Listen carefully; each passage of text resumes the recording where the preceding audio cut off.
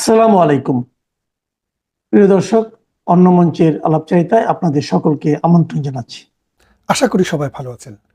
বাংলাদেশকে আপনারা আজকে যেভাবে দেখছেন, ১ বছর আগে, ২ বছর আগে, ৩ বছর বা ৫ বছর আগে কোনোদিন কল্পনাও করেননি আপনার প্রিয় বাংলাদেশ, মুক্তিযুদ্ধের বাংলাদেশ, অসাম্প্রদায়িক বাংলাদেশ আজকের জায়গায় গিয়ে দাঁড়াবে।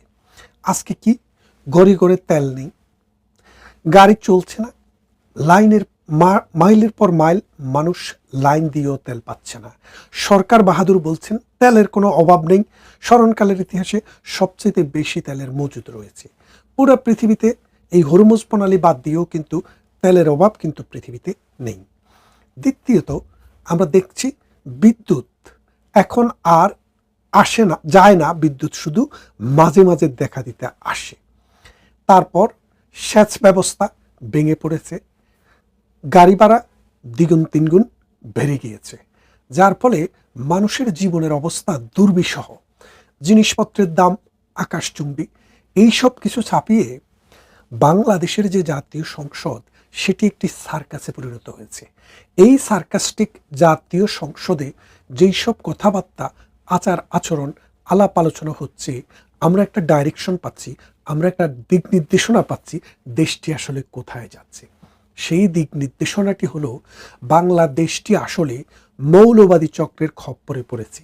এই আধুনিক কিছু ছেলেপেলে বঙ্গবন্ধুর গান বাজিয়ে, স্বাধীনতা মুক্তিযুদ্ধের গান বাজিয়ে, বঙ্গবন্ধুর বাংলায় বৈষম্যের ঠাঁই নাই, আমরা সবাই মুজিব সেনা, এই রকম স্লোগান দিয়ে মানুষকে প্রতারিত করে বাংলাদেশটাকে এখন এমন একটা জায়গায় নিয়ে গিয়েছে, বাংলাদেশের মানুষের একমাত্র গন্তব্য এখন আফগানিস্তান, সোমালিয়া। বাংলাদেশের মানুষের একমাত্র গন্তব্য এখন মৌলবাদী স্থান। এই মৌলবাদী স্থানের দিকে কিভাবে যাবে, এটাতে যাওয়ার জন্য ভিত্তিভূমিটি তৈরি করেছেন ডক্টর ইউনূস। ডক্টর ইউনূস তার ক্ষমতা পাকাপোক্ত করার জন্য এই মৌলবাদী শক্তিকে নার্সিং করেছে, সমাজের বিভিন্ন জায়গায় প্রতিস্থাপন করেছে এবং তাদেরকে ক্রিয়াকাণ্ড চালানোর জন্য রুট লেভেলের মানুষকে মিথ্যা ভুল বুঝিয়ে, ধর্মের ভয় দেখিয়ে তাদেরকে দলে বেড়ানোর জন্য এবং বেহেশতের টিকিট বিক্রি করার জন্য করে তাদেরকে দলে বেড়ানোর জন্য চেষ্টা করেছে। আপনারা জানেন বাংলাদেশের নির্বাচন কমিশনের বিধি অনুসারে ধর্মীয়ভাবে ধর্মের ব্যবহার রাজনীতিতে নিষিদ্ধ। অর্থাৎ কোনো ব্যক্তি যদি ধর্মকে ব্যবহার করে, ধর্মীয় উন্মাদনা ব্যবহার করে রাজনৈতিক বক্তব্য দিয়ে যদি কোনো সভা সমাবেশ করে, তাহলে তার সদস্যপদ বাতিল হবে। কিন্তু আমরা দেখেছি দিনের পর দিন জামাতে ইসলামী ধর্মের টিকিট বিক্রি করেছে, তাদের কিছুই হয়নি।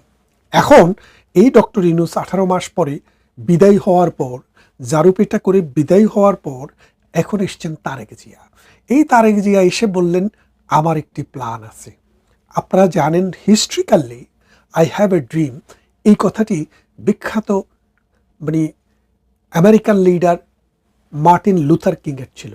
তিনি বলেছিলেন তার একটি আই হ্যাভ এ ড্রিম, এবং তিনি পুরো 2 ঘন্টা ব্যাপী তার ড্রিমটা কী ছিল সেটা ব্যাখ্যা করেছেন।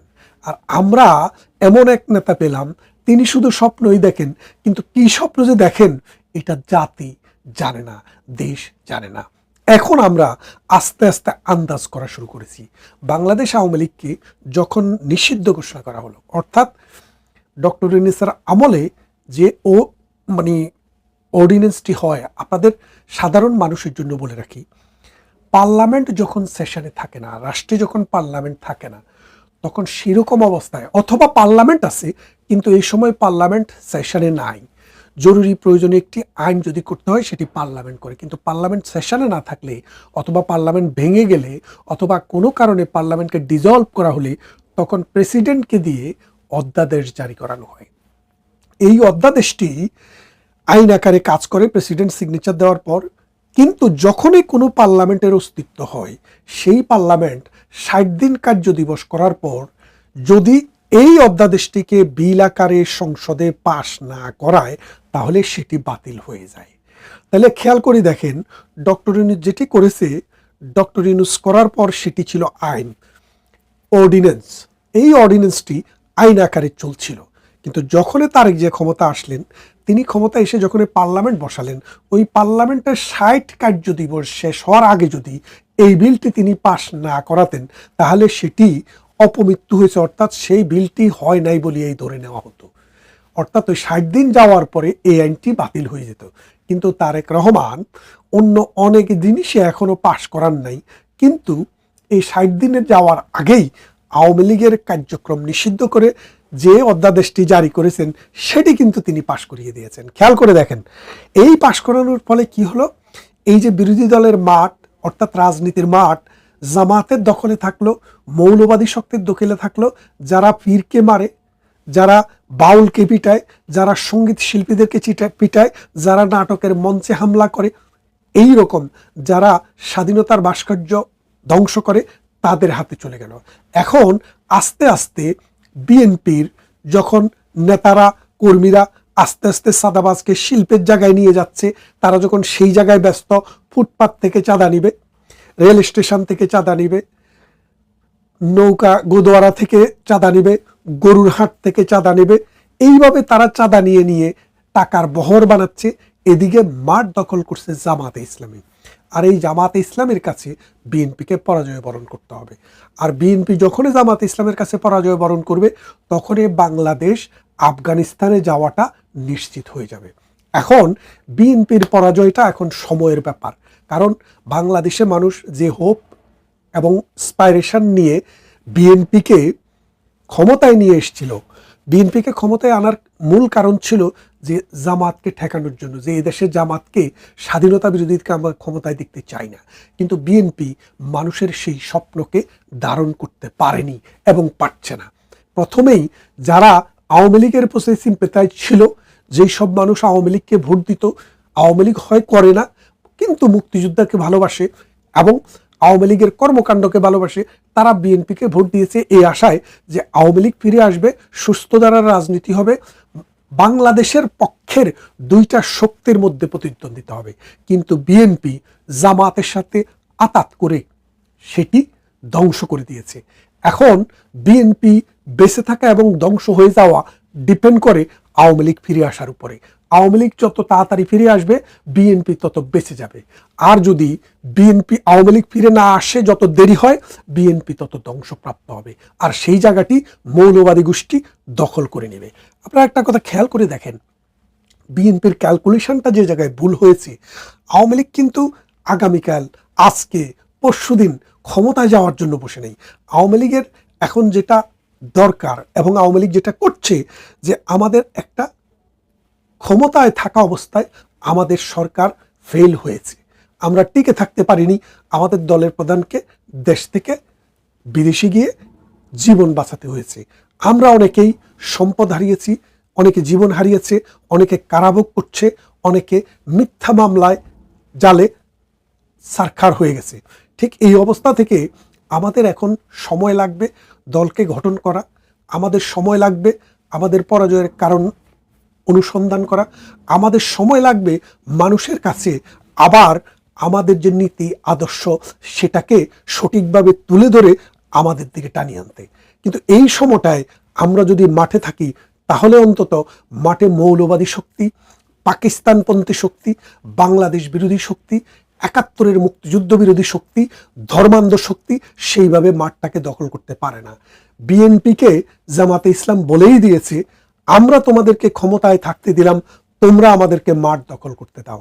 বিএনপি ভুলে গেছে, তারা যখন মাঠ দখল করে নিবে, তখন বিএনপিকে জঙ্গি আক্রমণ করে ক্ষমতার থেকে উচ্ছেদ করবে।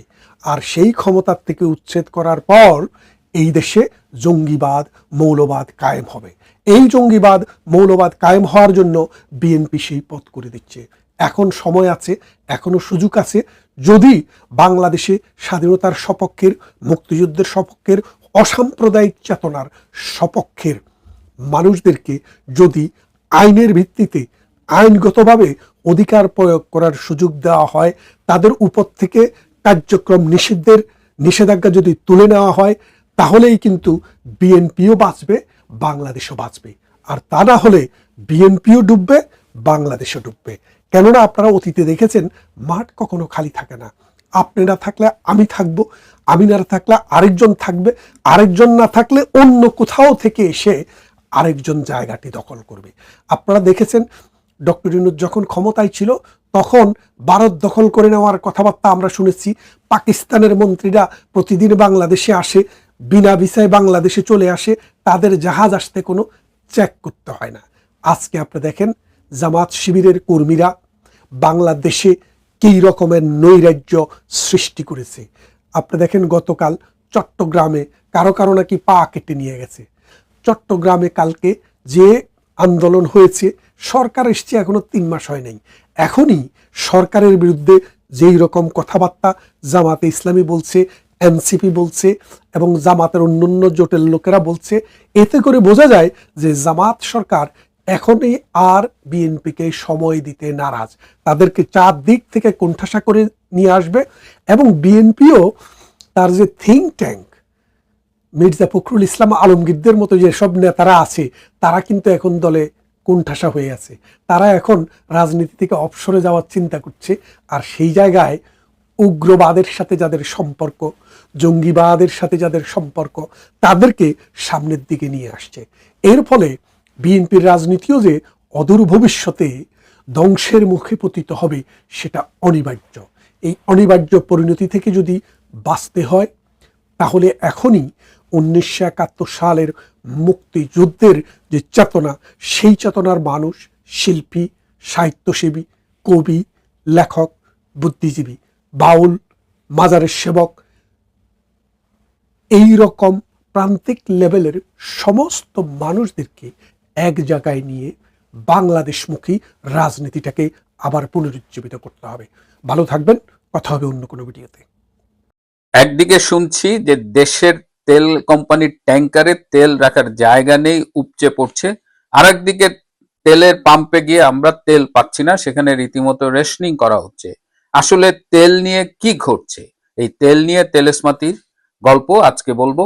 এর সাথে রয়েছে নৌবাহিনীর শীর্ষ পর্যায়ের কিছু দুর্নীতির খবর। আশা করি শেষ পর্যন্ত সাথে থাকবেন।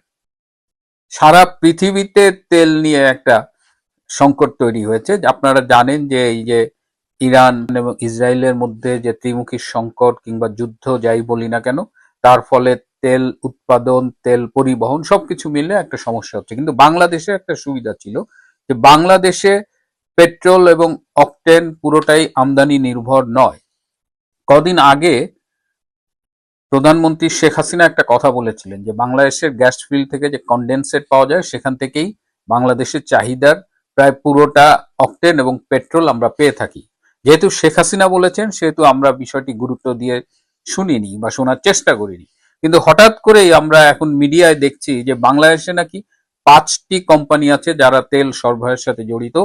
এই 5টি কোম্পানি বাংলাদেশ পেট্রোলিয়াম কর্পোরেশনকে তেল সরবরাহ করে থাকে এবং তারা সেখান থেকে চাহিদা অনুযায়ী পাম্পে এবং যেখানে যেখানে দেওয়ার সরবরাহ করে।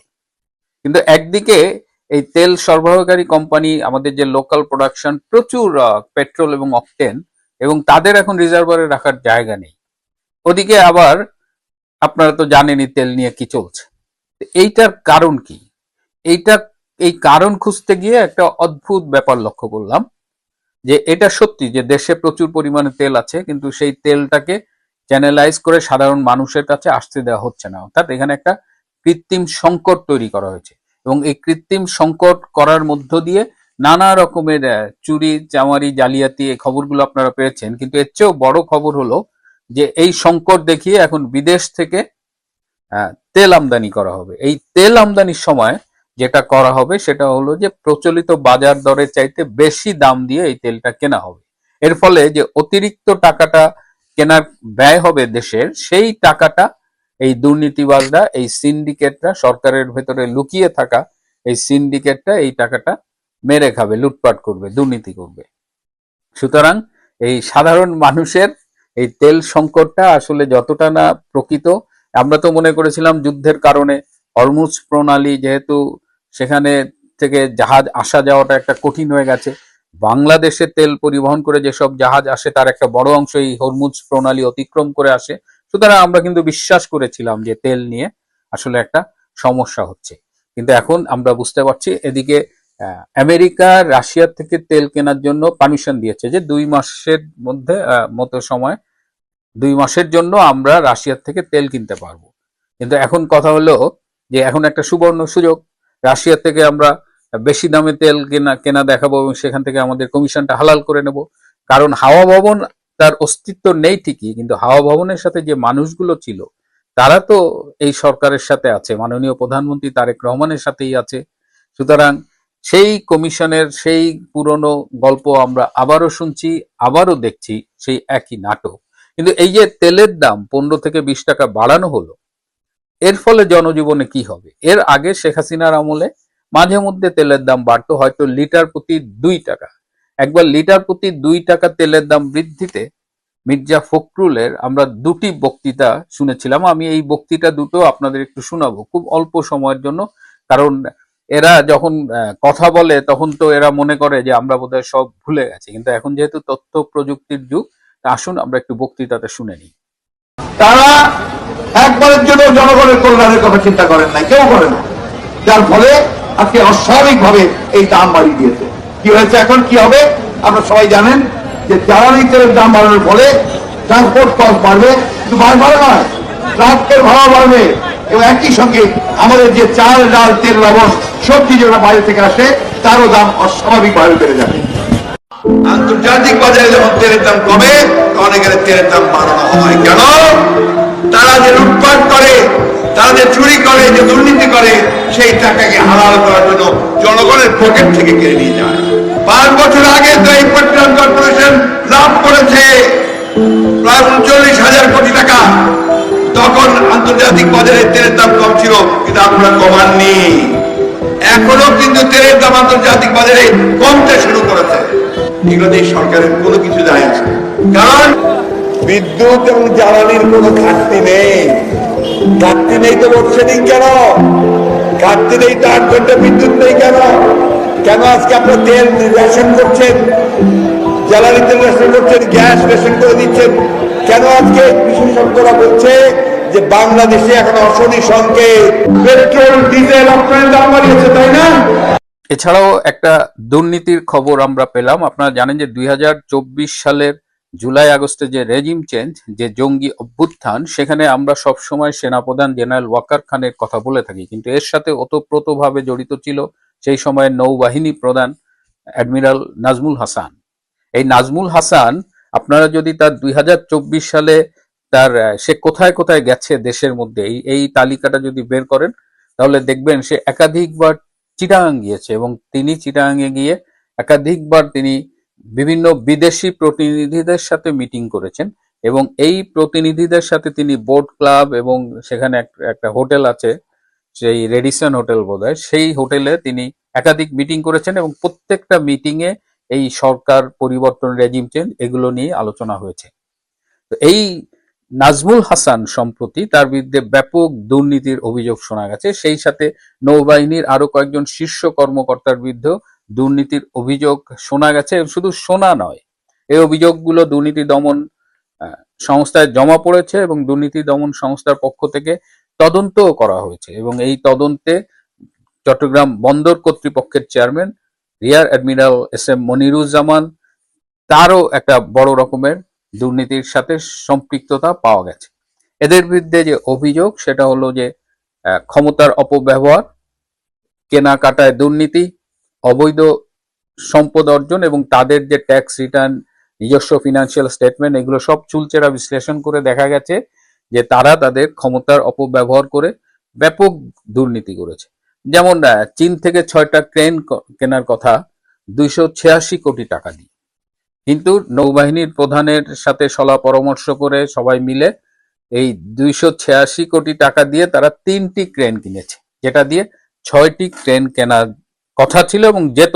বাজার দর পরীক্ষা করে দেখা গেছে যে এই টাকায় 6টা ক্রেন কেনা যেত, কিন্তু তারা 3টা ক্রেন কিনেছে এবং বাকি অর্ধেক টাকা 143 কোটি টাকা তারা লুটে পুটে খেয়েছে এবং এই টাকা বিদেশে পাচারেরও প্রমাণ পেয়েছে দুর্নীতি দমন সংস্থা।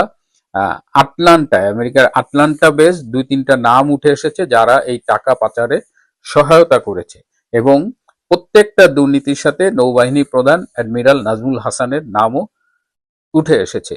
এর বাইরে Bangladesh shipping corporation, Mongla port authority, এই সবাই বেশ কিছু দুর্নীতি, ড্রেজিং এর দুর্নীতি, জাহাজ কেনার দুর্নীতি, চীন থেকে 6টা জাহাজ কেনার কথা, সেখানেও প্রায় 486 কোটি টাকার দুর্নীতির সম্পৃক্ততা পাওয়া গেছে। এবং এই যে নৌবাহিনীর প্রধান অ্যাডমিরাল নাজমুল হাসান, তার স্ত্রী মিসেস নাজমুল হাসান, তার ভগ্নিপতি, তিনি একজন ব্যবসায়ী এবং আওয়ামী লীগ আমলের সাংসদ ছিলেন, মৌলভীবাজার 3 আসনের সাংসদ। তিনি সম্প্রতি বাংলাদেশ থেকে কাতারে গিয়েছেন এবং কাতারে এই এমপি একটি মার্কেট কিনেছেন বলে এই তদন্তে উঠে এসেছে এবং সেখানে বলা হয়েছে যে এই মার্কেট কেনার পুরো টাকাটাই নাজমুল হাসান দিয়েছেন। তার মানে একদিকে রেজিম চেঞ্জ, একদিকে মানে সরকারের সাথে মীর জাফরি, আবার দুর্নীতির বিরুদ্ধে কথা বলে সরকারের বিরুদ্ধে অবস্থান নেওয়া, ওয়াকারের ডান হাত হিসেবে কাজ করা। এখন এই আমি যে ইনফরমেশন গুলো দিলাম, এগুলো সবই দুর্নীতি দমন সংস্থার তদন্ত থেকে পাওয়া রিপোর্ট এবং এটি অলরেডি একটি বিদেশি প্রচার মাধ্যমে প্রকাশিতও হয়েছে। সুতরাং আমরা বর্তমান সরকারের কাছে অনুরোধ করব যে এই নৌবাহিনী প্রধান, এই তারপরে চট্টগ্রাম বন্দর কর্তৃপক্ষের চেয়ারম্যান, এদের যে দুর্নীতির তথ্য প্রমাণ উঠে এসেছে সেই বিষয়ে তারা যেন দ্রুত ব্যবস্থা নেয়। প্রিয় বন্ধুরা, আজ এ পর্যন্তই। ভালো থাকবেন, সুস্থ থাকবেন, তার চেয়েও জরুরি হলো নিরাপদে থাকবেন। সবাইকে অনেক ধন্যবাদ।